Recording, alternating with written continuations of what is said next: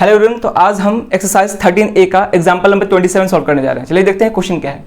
Question है prove that square root of sec theta -1 divide by sec theta +1 plus square root of sec theta +1 divide by sec theta -1 equal to 2 cosec theta. यानी कि इस पूरे expression को 2 cosec theta के equal proof करना है। Clear है? कैसे करेंगे तो चलिए देखते हैं कैसे करना है इसको। पहले हम समझा देते हैं, उसके बाद हम सॉल्यूशन लिखेंगे, ठीक है ना।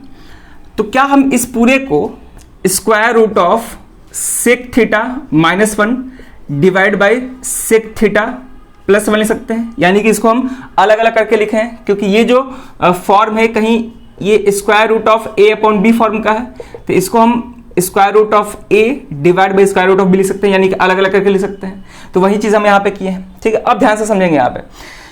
यहाँ पे जो भी फ्रैक्शन हमको मिल रहा है उस फ्रैक्शन का डिनोमिनेटर देखेंगे।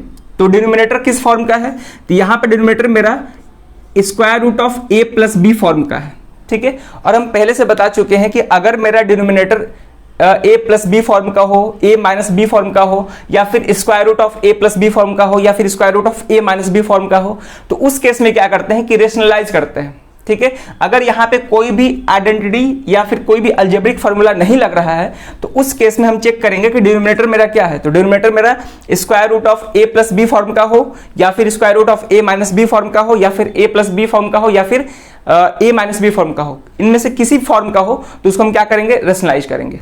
क्लियर है यहाँ पे? तो यहाँ पे हम देख पा रहे हैं कि ये जो एक्सप्रेशन दिया गया है, ये एक्सप्रेशन में जो मेरा डिनोमिनेटर है वो square root of a plus b form का है, तो हमको रेशनलाइजेशन करना पड़ेगा। जस्ट वैसे ही इसमें भी हम देखेंगे तो इसका भी denominator square root of a minus b form का है, तो उसको भी रेशनलाइज करना पड़ेगा। क्लियर है यहाँ पे? चलो, तो हम क्या करेंगे कि इस क्वेश्चन को सॉल्व करने के लिए रेशनलाइजेशन करना पड़ेगा, ठीक है। चलो देखते हैं। और इसी क्वेश्चन को हम सेक को कॉस में बदल के भी सॉल्व कर सकते हैं, ठीक है ना। अगर हम सेक को कॉस में बदल दें फिर भी सॉल्व हो सकता है, या फिर डायरेक्टली इस तरह भी सॉल्व हो सकता है।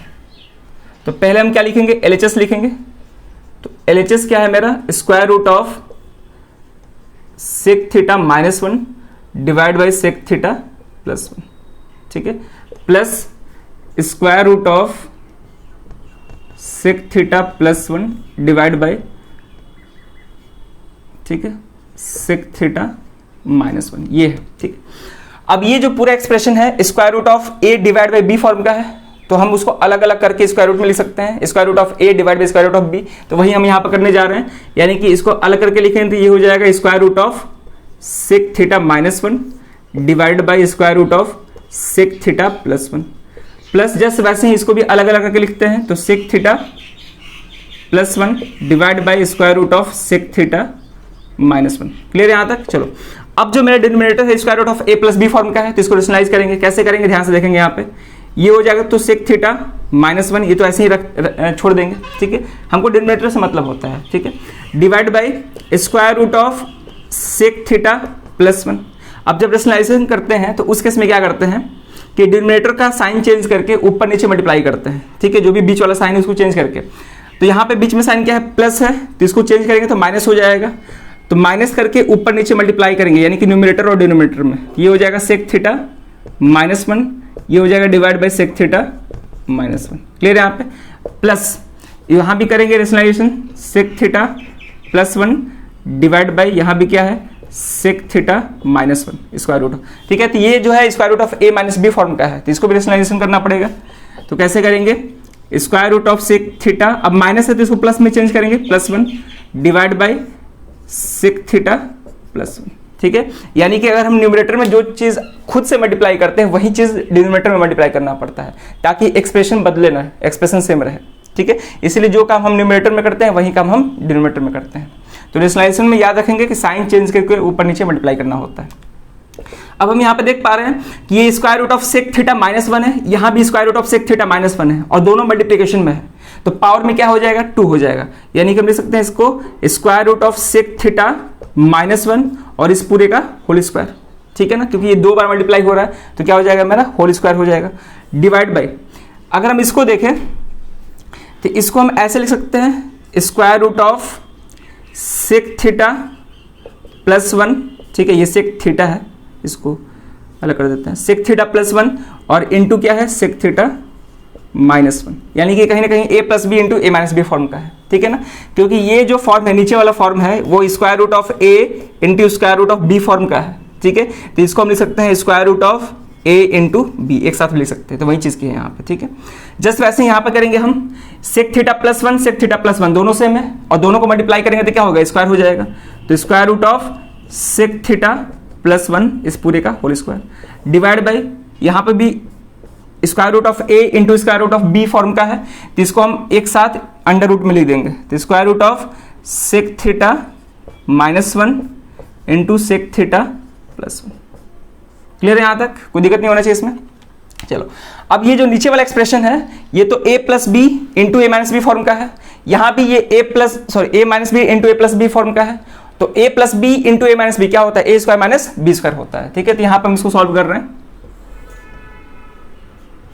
ठीक है। तो पहले तो इसको सॉल्व करेंगे, तो ये जो है सेक थीटा -1 का होल स्क्वायर है और उसके ऊपर स्क्वायर रूट है, तो स्क्वायर रूट को कैंसिल करता है, तो क्या बचेगा, केवल सेक थीटा -1 बचेगा, सेक थीटा -1 डिवाइड बाई इसको हम a plus b into a minus b form का है, तो इसको a square minus B square का फॉर्म में लिख सकते हैं। तो square root of a square का मतलब सेक थीटा का होल स्क्वायर यानी कि sec square theta minus B square का मतलब 1 का स्क्वायर क्या हो जाएगा, 1 हो जाएगा, प्लस यहाँ भी स्क्वायर से स्क्वायर रूट कैंसिल, तो क्या मिलेगा हमको, सेक थीटा +1, ठीक है, डिवाइड बाई ये भी a plus b into a minus b form का है, तो ये भी हो जाएगा मेरा सेक स्क्वायर थीटा -1, ठीक है। क्लियर है यहाँ तक, चलो सेक स्क्वायर थीटा -1। अब हम चेक करेंगे, ठीक है, अब हम चेक करेंगे कि यहाँ पे कोई आइडेंटिटी लग रहा है कि नहीं लग रहा है। तो हमको मालूम है कि सेक स्क्वायर थीटा -1 जो होता है टैन स्क्वायर थीटा के इक्वल होता है, क्योंकि 1 plus tan square theta sec square theta के इक्वल होता है, तो 1 को उधर भेजेंगे तो सेक स्क्वायर थीटा -1 हो जाएगा और इधर टैन स्क्वायर थीटा बचेगा, यानी कि sec square theta -1 tan square theta के इक्वल होता है। तो यहाँ पे हम लिखेंगे sec theta -1 divide by square root of tan square theta, ठीक है। रीजन लिख देंगे कि since 1 plus tan square theta equal to sec square theta, therefore sec square theta -1 equal to tan square theta, reason लिख देंगे। Plus यहाँ पे भी sec theta +1 divide by square root of tan square theta, ठीक है, ये भी सेक square theta -1 है। क्लियर है यहाँ पे, चलो अब हम इसको फर्दर यहाँ पे सॉल्व कर रहे हैं, तो ये हो जाएगा sec theta -1 divide by square का स्क्वायर रूट, तो स्क्वायर रूट कैंसिल हो जाएगा, केवल क्या बचेगा, टैन थीटा बचेगा, प्लस सेक थीटा +1 है डिवाइड बाई स्क्वायर, फिर स्क्वायर और स्क्वायर रूट आपस में कैंसिल हो जाएंगे, तो केवल क्या बचेगा, टैन थीटा। तो डिनोमिनेटर तो सेम है, तो एलसीएम क्या हो जाएगा, केवल टैन थीटा। यहाँ पे क्या बचेगा, सेक थीटा -1 और यहाँ पे बचेगा सेक थीटा +1। क्लियर है यहाँ पे, तो +1 और -1 ये कैंसिल हो जाएगा, तो बचेगा 2 सेक थीटा डिवाइड बाई।